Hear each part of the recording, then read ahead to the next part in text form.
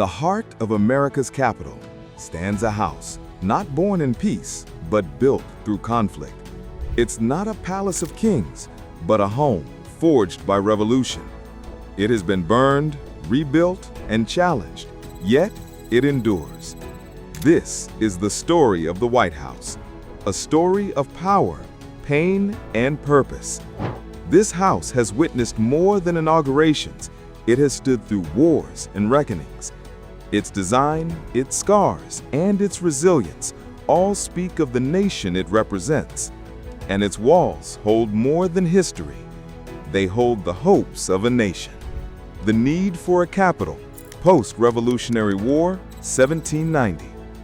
After the Revolution, America had won its freedom, but not its footing. The new nation had no capital, no fixed seat of government. For years, Congress drifted between cities, Philadelphia, New York, Trenton. This uncertainty undermined the unity the Constitution tried to guarantee. To break the deadlock between North and South, a compromise was struck in 1790. The federal capital would be built along the Potomac River in land donated by Maryland and Virginia. In return, the federal government would absorb war debts from the northern states. President George Washington selected the exact site. What he saw was little more than wilderness, humid, swampy, and undeveloped. But here he believed the foundations of a united republic could be laid. This decision shaped both geography and politics for centuries to come. The capital would not just serve government, but signal America's permanence. The Residence Act of 1790 officially established this plan, and Washington chose the site just months later. George Washington's vision. George Washington didn't just lead a revolution, he shaped the identity of the republic that followed. He wanted the new federal city to reflect the values of a democracy, classical, open, and dignified, not monarchical. Center would stand the president's residence, not a throne room, but a home. To George Washington, architecture wasn't decoration, it was philosophy in stone.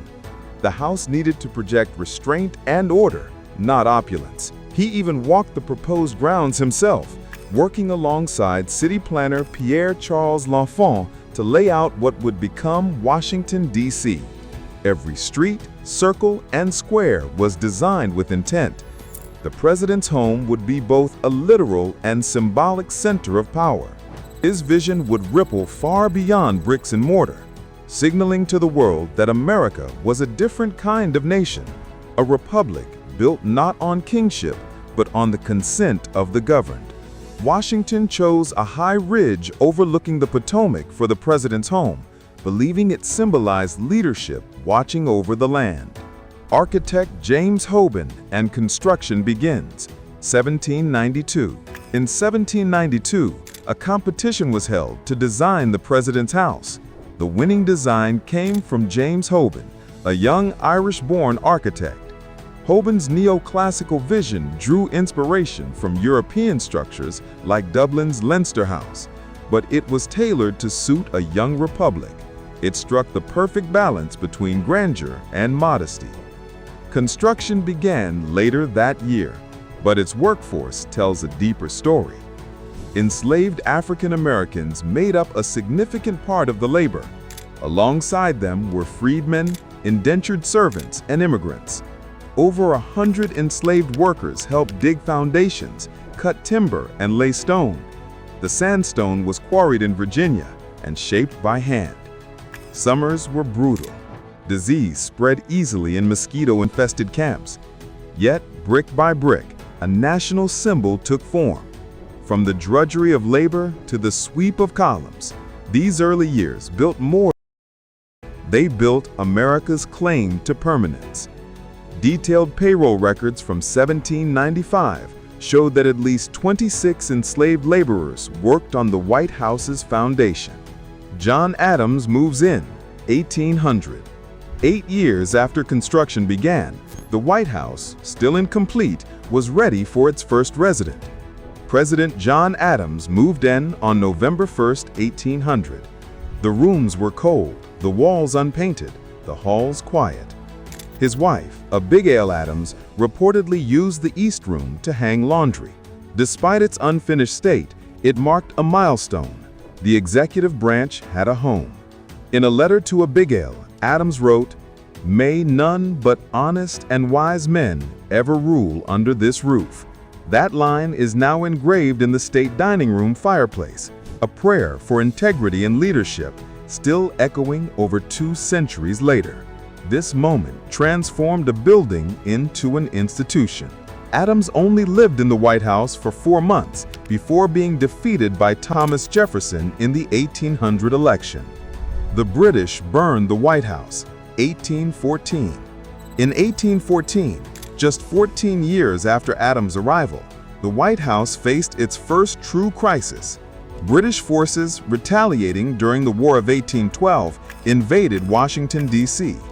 President James Madison escaped. Dolly Madison, in an iconic act of patriotism, saved Gilbert Stuart's portrait of George Washington before fleeing. That night, British troops entered the White House and reportedly dined on the dinner left behind before torching the building. Flames consumed the interiors, the roof collapsed, the white sandstone turned black with soot. The executive mansion, as it was then known, was reduced to rubble. Yet the nation didn't falter. The attack became a rallying point, and the White House a symbol of resilience. A sudden rainstorm helped extinguish the fire, preventing even worse destruction across the Capitol. Reconstruction by Hoban, post-1814. After the fire, James Hoban was called back. This time, his mission was not to create, but to restore. He used the surviving exterior walls and began reconstruction with stronger materials. By 1817, the White House was reborn, and President James Monroe became its first post-war resident. New additions soon followed. The South Portico in 1824, the North Portico in 1830. The structure was evolving, but so was its legacy. The building became a reflection of the presidency itself, shaped by conflict, strengthened by purpose, and forever under renovation. The reconstruction cost over $350,000, an enormous sum at the time, signaling the White House's growing symbolic value. Hoban's return marked a rare moment of continuity in a young, fast-changing nation. Rebuilding the home meant restoring pride after the humiliation of invasion. Every stone laid was both construction and quiet defiance, a promise that America would endure. Evolution of the White House, 1800s to 1900s. Through the 19th century, the White House mirrored the growing nation. During the Civil War, Lincoln used its halls to guide a fractured Union. His funeral was held in the East Room, the same space he once used for war councils. By 1902, the building had become outdated. President Teddy Roosevelt initiated a major renovation. He hired architect Charles McKim to modernize the interior and build the West Wing, the start of what we now call the Oval Office era. Electric lights replaced gas lamps. Bathrooms were updated. Telephones were installed. The White House was becoming both a home and the center of global diplomacy. Roosevelt also officially named it the White House, a term that had become common but was not yet formalized. With each upgrade, the house adapted to a new era without losing its past. It became not just a symbol of government, but a reflection of modern life. As the century turned, the White House stood ready for a new chapter. Truman Reconstruction, 1948 to 1952. By the mid-20th century, the White House was falling apart from within. Floorboards creaked. Walls bulged.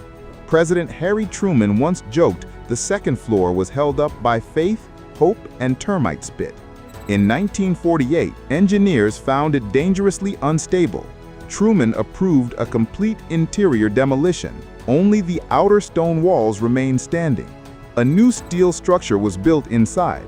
The White House now had a modern framework, with central heating, air conditioning, and reinforced floors. When Truman returned in 1952, he walked into a building that looked unchanged on the outside, but was entirely rebuilt within. Truman's renovation added a secret underground bunker, now part of the Presidential Emergency Operations Center. Truman's decision was met with criticism, but it preserved the heart of the nation. He saved the past by embracing the future, a balance few leaders achieve. Today's White House stands strong because of that difficult but necessary choice. The People's House, modern era. Today, the White House is more than just the president's home. It's known as the People's House. It has hosted foreign leaders, civil rights icons, astronauts, and artists. It has witnessed state dinners, national tragedies, and private moments of history. Thousands of Americans tour it each year.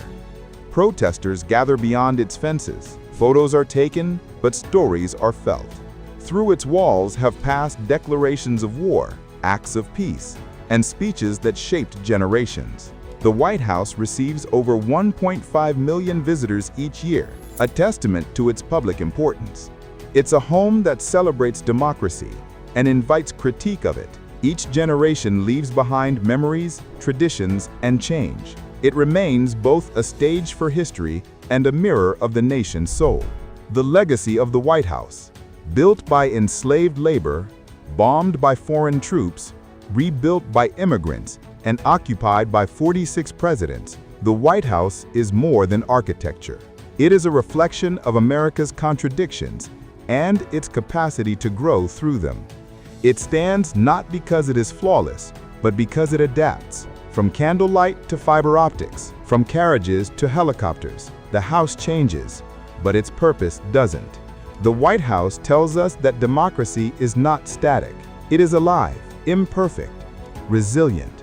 Despite its name, the White House has been painted with a special lime-based whitewash over 30 times in its history to preserve its iconic appearance. Its evolution mirrors that of the country, complicated, ongoing, and full of hope. Each renovation is more than structural. It's symbolic of a living democracy. As long as this house stands, so does the American promise. The White House has seen war, peace, triumph, and tragedy. It has been shaped by every president who lived there, and by the people who built it, protected it, and challenged it. More than just a home or office, it stands as a symbol of the American journey, complex, unfinished, and always evolving. And its story is still being written.